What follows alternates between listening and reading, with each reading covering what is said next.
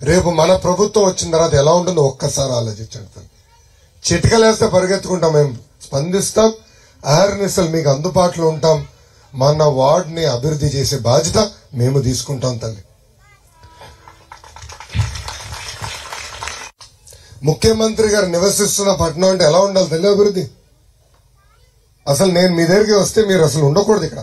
నీకేమే ముఖ్యమంత్రి గారి పట్టణం ఇదే, అన్ని పనులు అయిపోయినాయని చెప్పాలి కదా. ఏం జరిగిందా?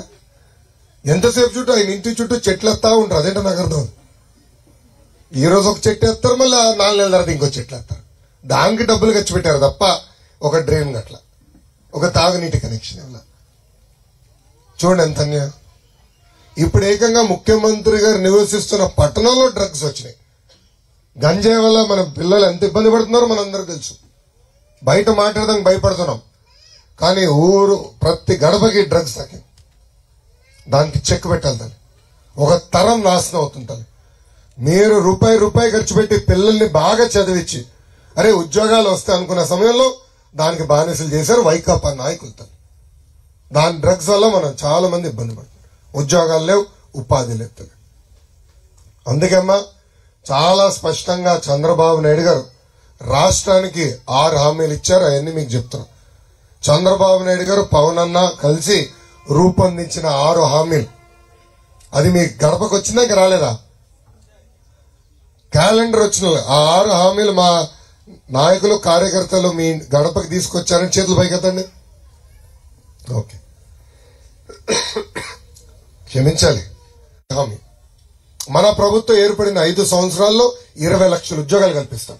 అంటే ప్రైవేట్ రంగంలో, ప్రభుత్వంలో స్వయం ఉపాధి ద్వారా 20 లక్షల మందికి ఉద్యోగాలు ఉపాధి కల్పిస్తాం. ఉద్యోగం వచ్చే వరకు 3,000 రూపాయలు నిరుద్యోగ భృతి కూడా మన ప్రభుత్వం అందజేస్తుంది. రెండో హామీ 18 నుంచి 59 సంవత్సరాల వయసు కలిగిన మహిళలకి ప్రతి నెల మన ప్రభుత్వం 1,500 రూపాయలు ఇస్తుంది. దానికి కారణం నిత్యావసర సరుకుల ధరలు విపరీతం పెరిగిపోయినాయి. మీరు అనేక ఇబ్బందులు ఎదుర్కొంటున్నారు.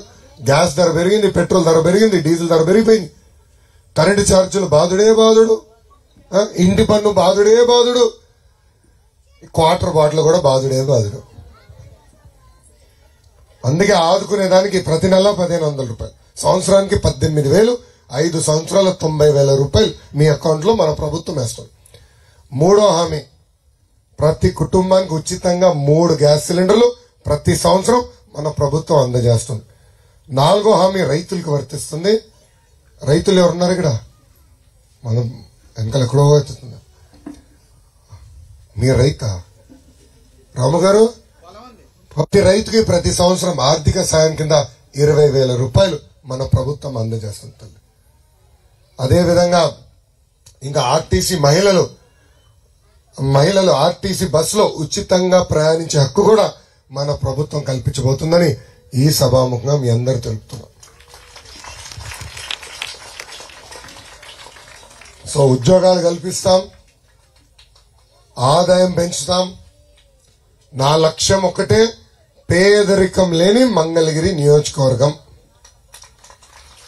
అందుకే అనేక కార్యక్రమాలు చేశాం. ముందు ఇంకా చేస్తాం. తల్లి ఎవరన్నారమ్మా? నేను చెప్పచ్చమ్మా? నోటీస్ ఇచ్చింది ఎవరమ్మా? వైకాపా ప్రభుత్వం. ఇల్లు తీసేసింది ఎవరమ్మా? వైకాపా ప్రభుత్వం. అమరారెడ్డి కాలనీలో ఇల్లు తీశారు, ఆత్మకూరులో ఇల్లు తీసేశారు, ఇప్పటంలో ఇల్లు తీసేశారు కదా తల్లి. బాబు గారు ఉన్నప్పుడు ఏనాడు మీ జోలికి వచ్చారు ఎవరా? అమ్మలా మేము ఎందుకు ఇల్లు తీయాలనుకుంటాం? వస్తున్నామ్మా పూర్తి. మేము ఇల్లు తీస్తాం కాదు కదా. మన ప్రభుత్వ అధికారంలోకి వచ్చిన తర్వాత ఈ ఇళ్ళన్నీ రెగ్యులరైజ్ చేసి పట్టాలు అందించే బాధ్యత నాది. ఓకేనా తల్లి? ఇది నేను చెప్తాం కాదు. మన బీసీ సోదరుల సభ జరిగితే దాంట్లో బాబు గారు నేను అడిగా, అన్నా మా ప్రజలందరూ పెద్ద ఎత్తున వచ్చారు, మాకు ఈ హామీలు ఇవ్వాలని ఒక 4-5 అడిగితే దాంట్లో మొదటిది ఆయన ఇచ్చిన హామీ కాల్వ పోరంబోకు ఉంటుంది, పట్టాల్లో ఉన్నారు. అదేవిధంగా కొండ పోరంబోకు, అటవీ భూమి, ఎండోమెంట్ భూమి, రైల్వే భూమి, ఇట్లా అనేక భూముల్లో దశాబ్దాలుగా మీరు నివసిస్తున్నారు. దశాబ్దాలుగా, తరతరాలుగా లక్షలు ఖర్చు పెట్టి ఇల్లు కట్టారు మీరు. వీళ్ళు వచ్చి ఇప్పుడు మీరు బాగుండరా అంటారు. ఎట్లా కుదరదు, ప్రసక్తే లేదు. ఆయన్ని రెగ్యులరైజ్ చేస్తాం. ఆ బాధ్యత నేను తీసుకుంటానని ఈ సభాముఖంగా హామీ ఇస్తున్నా. మట్టితో వస్తున్నాయి. చెప్పు చెప్పు. ఓకే, వస్తున్నాయండి. ఎక్కడికో తెనాల దాకా కృష్ణానది నీళ్లు వెళ్తున్నాయి. మరి మాకు రావట్లేదు ఏంటండి? పక్కనే కదా. ఎమ్మెల్యే గారు వచ్చారే నాడేనా అడిగారా ఏం తల్లి నీళ్ళు ఎలా ఉందని?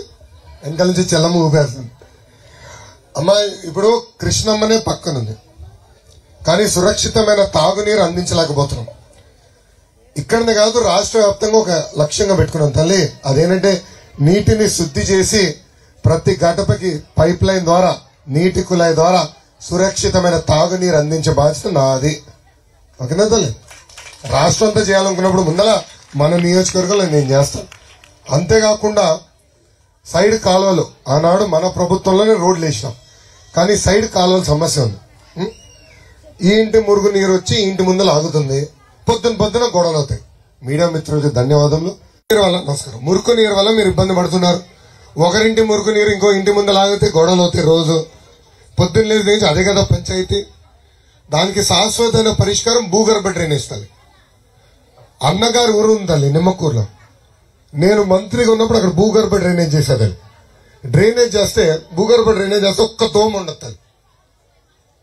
ఇప్పుడు దోమలు చూసి భయపడాలి, అప్పుడు దోమలు ఎక్కడున్నాయని ఎత్తుక్కోవాలి.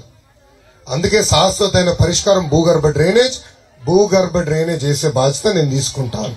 ఓకేనమ్మా? ఇంకెవరన్నా మాట్లాడతారా దీంట్లో? అమ్మా అక్కడ ఆయనకి ఇంటికి ఎదరే అమరారెడ్డి కాదు, 40 సంవత్సరాల నుంచి ఉన్నాం సార్. పట్టాలు వచ్చినాయి అనుకున్నా. ఇంకా లేదు, ఎవరికి మాకు లేదు. ఇచ్చే వాళ్ళకి ఇచ్చారు, మాకు లేదు. 2 నెలల ఓపిక పట్టి నేను వచ్చి చూపిస్తా. 2 నెలల ఓపిక పట్టేది. 2 నెలలు మన ప్రభుత్వం వస్తుంది, నేను ఇప్పిస్తా. ఓకేనా? తల్లి పేరు రాసుకోండమ్మా. ఇక్కడ నుంచి ఊర్లోకి ఎంటర్ అవ్వాలంటే మాకు చాలా ఇబ్బంది అవుతుందండి. మాకు మీరు గనక పదవిలోకి వస్తే మీ దయించి మాకు ఈ కాలువ మీద బ్రిడ్జి ఏర్పాటు చేస్తే మాకు కొంచెం డెవలప్ అవుతామండి. ఆరైందంటే ఆడవాళ్ళు బయటకు అక్కడ దూరం ఒంటరిగా కూడా వెళ్ళలేమండి. బాగా ఇబ్బందిగా ఉంది. మాకు కొంచెం ఆ కాలువ ఏర్పాటు చేయండి మీరు పదవిలోకి వస్తే. అధికారంలోకి వస్తే అరే మరి కాగితం పట్టుకెళ్ళిపోయావు.